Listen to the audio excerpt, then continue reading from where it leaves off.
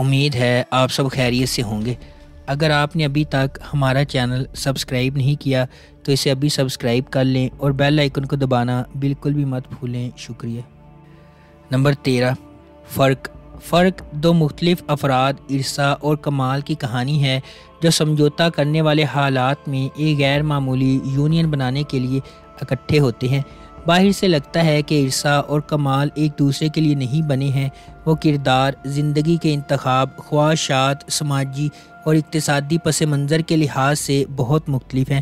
ایک طرف عرصہ عیش و عشرت کی زندگی گزارنا چاہتی ہے جبکہ کمال اس تنہائی سے تنگ آ چکا ہے جو اس کے گھر کی پیشکش ہے۔ ایک جوڑے کے طور پر ایک ساتھ ہونے کے باوجود کیا دونوں کبھی اپنے آپ میں سچائی کو دیکھیں گے کہ وہ کون ہیں اور زندگی سے کیا چاہتے ہیں؟ نمبر 12، حبس ایک غیر معمولی ڈرامہ ہے جس میں ایک ایسی کہانی ہے جس میں ایک محبت کرنے والے جوڑے کو شامل کیا گیا ہے اور اسے ان غلط فہمیوں کے ذریعے بنانے کی کوشش کی گئی ہے جو بدقسمت حالات اور اپنے آس پاس کے لوگوں سے پیدا ہوتے ہیں۔ عائشہ نے باسط سے یہ سوچ کر شادی کر لی کہ یہ صرف محبت تھی جس کی وجہ سے اس کی والدہ نے باسط سے اس کی شادی کر دی، لیکن اسے یہ نہیں معلوم تھا کہ اس کے ساتھ کیا سودا کیا گیا ہے۔ نمبر 11، چودھری اینڈ سنز ایک ہلکے مزاج کا فیملی ڈرامہ ہے جو فیملی ری یونین کے گرد گھومتا ہے۔ دلدار علی ایک قابل احترام آدمی ہیں جو پرانی خاندانی روایات اور اقدار کا بہت زیادہ احترام کرتے ہیں۔ شروع سے ہی اسے اس حقیقت پر فخر ہے کہ اس کے خاندان میں کسی نے بھی ان کے قریبی خاندان سے باہر شادی نہیں کی، جب تک کہ اس کی اپنی بیٹی صباحت نے اسے مایوس نہیں کیا، جبکہ اس نے اس سے تمام خاندانی تعلقات ختم کر لیے تھے۔ دوسری جانب صباحت اپنے شوہر کے ساتھ کافی عرصہ قبل ایک حادثے میں انتقال کر گئی تھی۔ وہ اپنی بیٹی پری کو اپنی دادی ملکہ بیگم کی دیکھ بھال میں چھوڑ گئی تھی۔ پری اور ملکہ بیگم کی حقیقت سے بے خبر دلدار علی اور اس کے خاندان نے ان کا پرتپاک استقبال کیا اور ان کا بہت خیال رکھا۔ دلدار علی کے پوتوں میں سے ایک بلال ایک نوجوان اور خوبصورت آدمی ہے جو فوری طور پر پری سے اس کی حقیقت کو جانے بغیر اس کی محبت میں گرفتار ہو جاتا ہے۔ نمبر 10، سنگِ ماں۔ یہ سیریز ان رازوں کے گرد گھومتی ہے جو اس وقت کھلتے ہیں جب ایک نوجوان ہلمند اپنے والد کے قتل کا بدلہ لینے کا فیصلہ کرتا ہے۔ یہ غگ کی شکل میں خواتین پر ہونے والے ظلم پر توجہ مرکوز کرتا ہے۔ یہ محبت اور انتقام کی ایک ماورائی کہانی ہے۔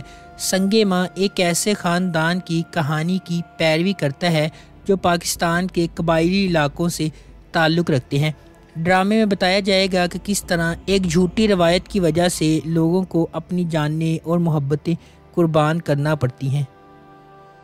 نمبر 9، بختاور ایک پرجوش طالب علم ہے جو ایک ایسے خاندان میں رہتی ہے جس میں ماں، ایک معذور بھائی اور ایک بہن ہے۔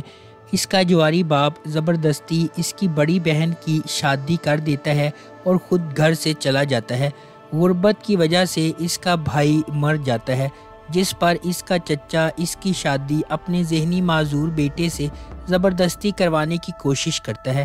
وہ اپنے چچا کو ایسا کرنے نہیں دیتی اور اپنی ماں کے ساتھ کراچی بھاگ جاتی ہے۔ نمبر 8، میرے ہم نشین ایک دلکش داستان ہے جو خواہش مند خوابوں، امیدوں اور اقتدار کے لالچ کے درمیان جد و جہد کو سمیٹتی ہے۔ خجستہ ایک ذہین اور پر اعتماد لڑکی ہے جس کا تعلق ایک قدامت پسند اور روایتی خاندان سے ہے جو پہاڑی علاقوں میں رہتے ہیں۔ ڈاکٹر بننے کا اس کا جذبہ اس کے بچپن کے صدمے سے پیدا ہوا جب اس نے زندگی کے اوائل میں اپنی ماں کو کھو دیا۔ صحت کی دیکھ بھال کی خدمات میں انقلاب لانے کے لیے خجستہ امیدوں اور خوابوں سے بھرپور ہے۔ دوسری طرف خجستہ کا کزن درخزئی ایک گرم سر اور مغرور آدمی ہے جس کی پسماندہ سوچ اسے خجستہ کی اعلیٰ تعلیم کے بارے میں غیر محفوظ بناتی ہے اور وہ اسے اپنے قابو میں رکھنا چاہتا ہے۔ نمبر 7، ہم تم آدم سلطان اور نیہا قطب الدین بچپن کے حریف اور پڑوسی ہیں۔ آدم کا بڑا بھائی سرمد ایک پیشہ ور باورچی ہے اور ایک ریسٹورنٹ کا مالک ہے، اور سرمد کو نیہا کی بڑی بہن ماہا سے محبت ہے۔ ماہا کو یوگا کرنے کا شوق ہے اور اپنے جسم کو شکل میں رکھنا اور اپنی خوراک کا خیال رکھنا۔ قطب الدین، نیہا اور ماہا کے والد اپنی بیٹیوں سے زیادہ آدم پر توجہ دیتے ہیں، کیونکہ اس نے ہمیشہ بیٹا نہ ہونے پر افسوس کا اظہار کیا ہے۔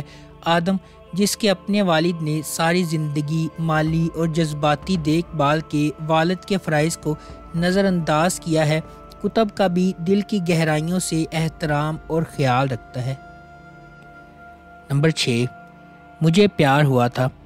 مجھے پیار ہوا تھا ماہر، سعد اور اریب کے درمیان لو ٹرائنگل پر مبنی ہے۔ سعد ہمیشہ سے اپنی کزن ماہر سے محبت کرتا رہا ہے، لیکن جب وہ اس سے اس کا اعتراف کرنے میں ناکام رہتا ہے تو زندگی ایک مختلف موڑ لیتی ہے اور اریب فریم میں داخل ہوتا ہے۔ تھوڑی سی غلط فہمی کی وجہ سے معاملات ٹوٹنے لگتے ہیں اور محبت کرنے والوں کے درمیان اعتماد ٹوٹ جاتا ہے۔ نمبر 5، قلندر۔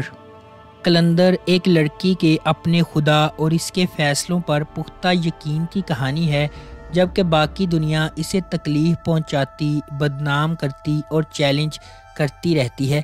درعدن ایک نوجوان اور معصوم لڑکی ہے جو اپنے چچا اور خالہ کی دیکھ بھال میں پروان چڑھی ہے۔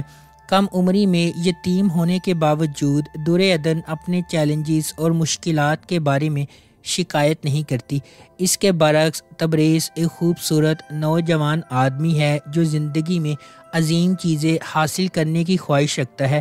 اسی محلے میں رہتے ہوئے تبریز کے والدین نے اس کے لیے ایک جیون ساتھی کے طور پر درعدن کو مناسب پایا، تاہم تبریز کی زندگی میں ایک حیران کن موڑ آتا ہے جب ایک امیر گھرانے سے تعلق رکھنے والی سنبل اس سے محبت کرتی ہے۔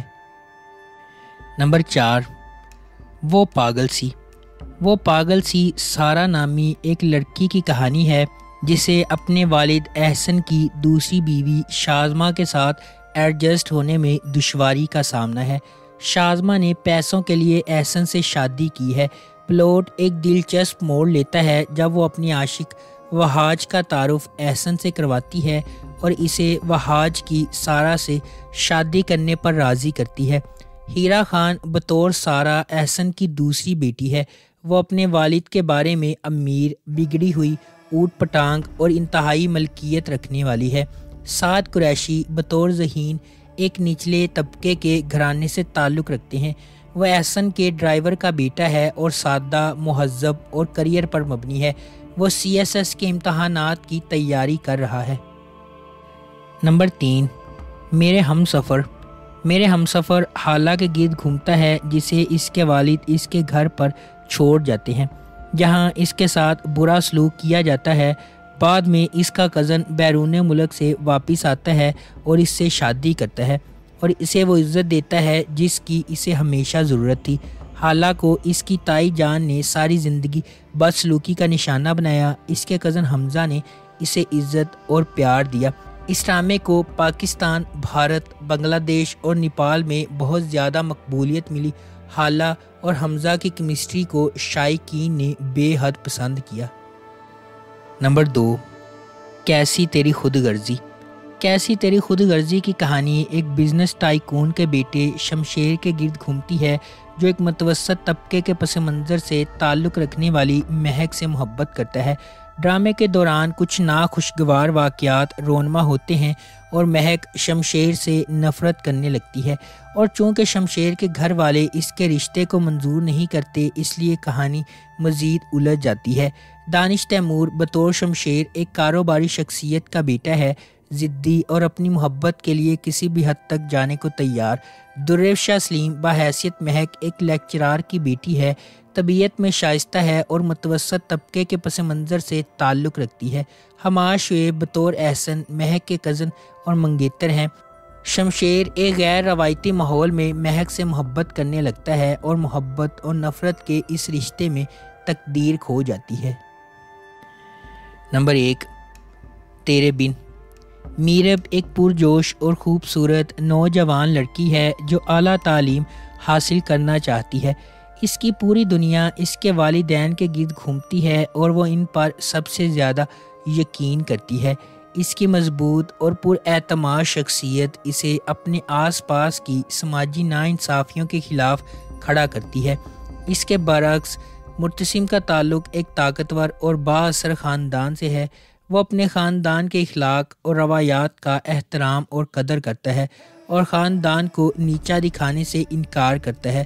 میرب کی زندگی ایک غیر متوقع موڑ لے لیتی ہے جب اسے اپنی اور مرتسم کی زندگی کے بارے میں اپنے خاندان کے فیصلے کے بارے میں پتہ چلتا ہے۔